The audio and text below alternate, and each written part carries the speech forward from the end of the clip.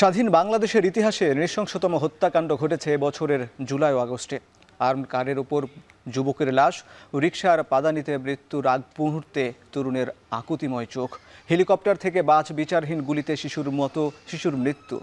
মানুষের জীবন যেন মূল্যহীন, জীবন নেওয়া যেন ভিডিও গেমসের মতো খেলা। এমন মরণ খেলায় যারা মেতে উঠেছিল তাদের বিচার এখন চলমান। কিন্তু যে রাজনৈতিক দল এই গণহত্যার দায় এড়াতে পারে না, সেই আওয়ামী লীগের নিবন্ধন বাতিলের দাবি উঠেছে 5 আগস্টের পর থেকেই।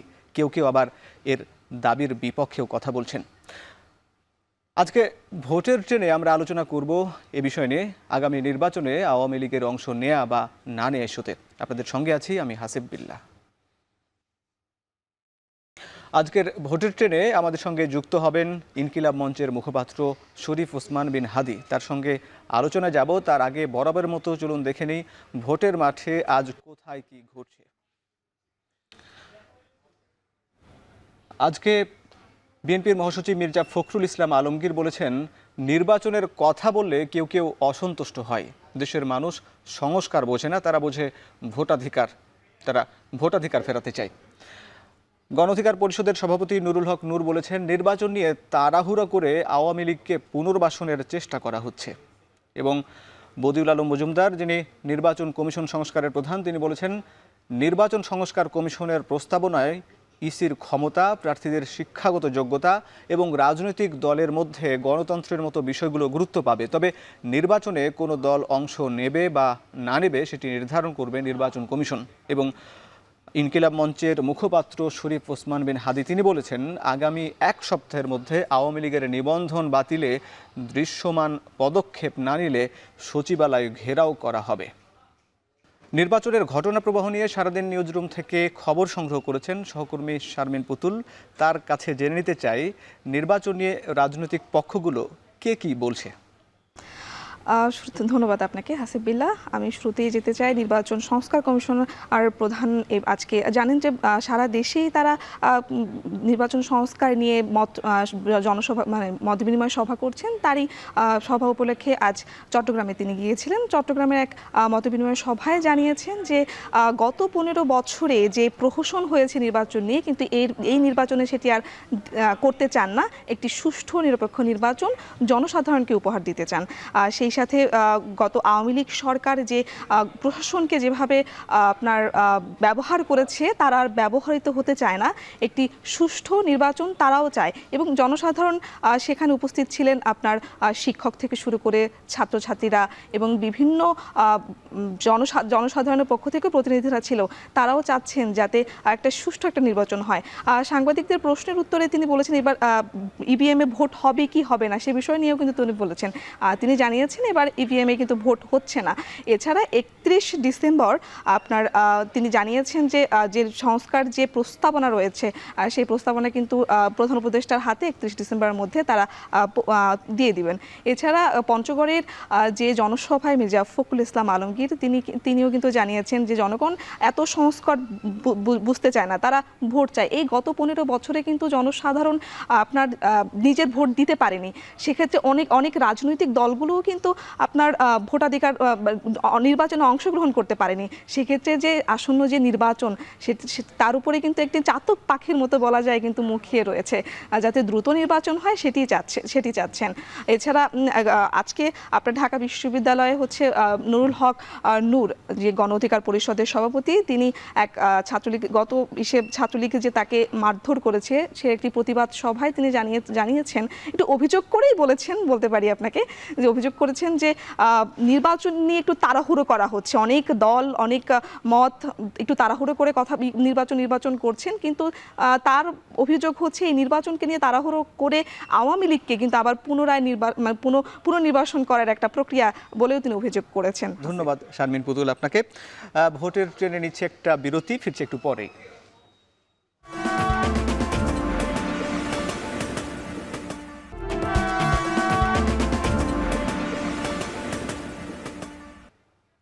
বিরতির পর স্বাগত, দেখছেন ভোটের ট্রেন।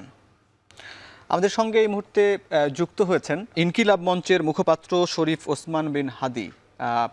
আপনি নিশ্চয়ই শুনতে পাচ্ছেন আমাকে। আপনারা আজকে সারাদিন প্রধান উপদেষ্টার বাসভবনের সামনে গণ অনশন কর্মসূচিতে অংশ নিয়েছেন এবং সেখানে আওয়ামী লীগের নিবন্ধন বাতিলের প্রশ্ন তুলেছেন বা দাবি তুলেছেন।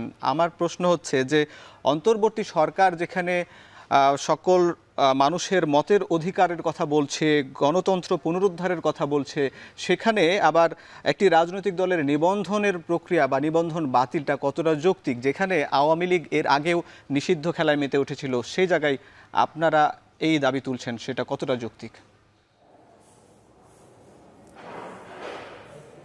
ধন্যবাদ।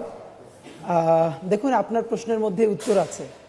প্রথমত হলো, আপনি বলেছেন যে একটি রাজনৈতিক দলকে নিষিদ্ধ করা। দেখুন, আপনাকে নিশ্চিত করছি, আমরা কিন্তু একবারও বলি নাই আওয়ামী লীগকে নিষিদ্ধ করতে হবে। আমরা বলেছি তার নির্বাচন এর যে নিবন্ধন আছে সেই নিবন্ধনকে বাতিল করতে হবে। কোন পর্যন্ত? যতদিন না পর্যন্ত সে যে গণহত্যাটা করেছে সেই গণহত্যার সুষ্ঠু বিচার হবে, সেই পর্যন্ত গণতান্ত্রিক প্রক্রিয়ায় মানে নির্বাচনী প্রক্রিয়ায় তাকে যুক্ত হতে দেওয়া যাবে না, তার নিবন্ধন বাতিল করতে হবে। এবার আপনি আমাকে বলেছেন যে একটি রাজনৈতিক দলকে নিবন্ধন বাতিল করা এটা কতটা গণতান্ত্রিক। এটার মধ্যে উত্তর হচ্ছে, দেখুন, আওয়ামী লীগ তো রাজনৈতিক দল না। যদি রাজনৈতিক দল হতো তাহলে তো সে গণহত্যা চালাতো না। প্রকাশ্য দিবালোকে 15 দিনের মধ্যে 2000-এর মতো মানুষকে সে শুধু হত্যাই করে নাই, লাশ পুড়িয়ে ফেলেছে, হাজার হাজার পঙ্গু অন্ধ হয়ে গেছে। সুতরাং আপনি যদি একটা কসাই, খুনি, জঙ্গি বাহিনীর মতো একটি মাফিয়া দলকে, সে হাজার হাজার কোটি টাকা লুটপাট করেছে, গণহত্যা চালিয়েছে, আয়নাঘর করেছে, এটাকে যদি আপনি রাজনৈতিক দল হিসেবে ফ্রেমিং করেন তাহলে তো রাজনীতি বলতে আসলে কিছু থাকে না। বরং এটাই সব থেকে গণতান্ত্রিক দাবি, যেই দলটা গণহত্যা চালিয়েছে নির্মমভাবে, এমন কোনো জঘন্য অপরাধ নাই গত 15 বছরে বাংলাদেশের বুকে করে নাই, তাকে আপনি গণতন্ত্র রক্ষার স্বার্থেই, গুপ্ত হত্যা রক্ষার স্বার্থেই আপনি গণতান্ত্রিক নির্বাচনী প্রক্রিয়ায় আপনি তাকে নিষিদ্ধ রাখবেন যতক্ষণ না পর্যন্ত তার সুষ্ঠু বিচার হয়। আমরা এই কথাটাই জানিয়েছি। এই সরকার গঠনের পরপরই যেহেতু সংস্কারকে গুরুত্ব দেওয়া হচ্ছে এবং একই সঙ্গে বিএনপি সহ বিভিন্ন রাজনৈতিক দলগুলো বলছে যে আগামী বছরে নির্বাচন সম্ভব, এক্ষেত্রে আপনারা আসলে কি মনে করেন যে সংস্কার এবং নির্বাচন কোন সময়টা, কোনটা আগে এবং কখন নির্বাচন হলে ভালো হয়? দেখুন, প্রথম হচ্ছে নির্বাচন নিজেই একটা সংস্কার।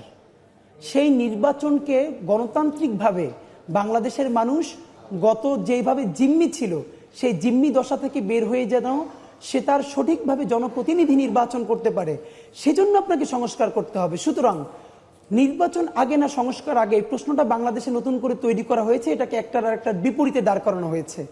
বরং নির্বাচন করবার জন্যই সংস্কার দরকার। সুতরাং যতক্ষণ না পর্যন্ত একটি ইনসাফের বাংলাদেশ বিনির্মাণের জন্য যেই সংস্কারটা দরকার সেই সংস্কার হওয়ার আগে নির্বাচন হয়ে যাওয়া মানে হলো আপনি আওয়ামী লীগের প্রতিষ্ঠিত মাফিয়াতন্ত্রের যে নির্বাচনী ব্যবস্থা, আপনি সেই ব্যবস্থার মধ্য থেকে আপনি নির্বাচন করবেন এবং আপনি কোনোভাবেই সেই সংস্কারগুলো, অন্তত মৌলিক সংস্কারগুলো হতে দিবেন না। সুতরাং আমাদের দাবি হচ্ছে মৌলিক সংস্কারগুলো অবশ্যই হতে হবে। সেটা যদি বর্তমান সরকারের হাত ধরে না হয় তাহলে আমরা প্রয়োজনে আবার আন্দোলন করব। যাদেরকে দিয়ে সেই সংস্কার করানো সম্ভব সেই সংস্কারের মানুষদেরকে আমরা নিয়ে আসব। কিন্তু অবশ্যই মৌলিক কোনো সংস্কার করা ব্যতীত নির্বাচনে যাওয়া মানে হলো এই জুলাই বিপ্লবকে 90-এর অভ্যুত্থানের মতো একটি স্পিরিটলেস অভ্যুত্থান বানিয়ে দেয়া, এবং বাংলাদেশের রাজনৈতিক দলগুলো তাদের স্বার্থে সেটাই করবে। সুতরাং অন্তত মৌলিক সংস্কার সম্পাদন না করে কোনো ধরনের নির্বাচনের পক্ষে আমরা নই। অবশ্যই নির্বাচন লাগবে, তবে সংস্কার কামস ফার্স্ট। নিশ্চয়ই। ধন্যবাদ আপনাকে। আমাদের সঙ্গে যুক্ত ছিলেন ইনকিলাব মঞ্চের মুখপাত্র শরীফ ওসমান বিন হাদি। তিনি জানাচ্ছিলেন সংস্কারটা কি তারা আগে বেশি গুরুত্ব দিচ্ছেন। এই মুহূর্তে আমরা ভোটের ট্রেনে নিচ্ছি একটা বিরতি, ফিরছি একটু পরে।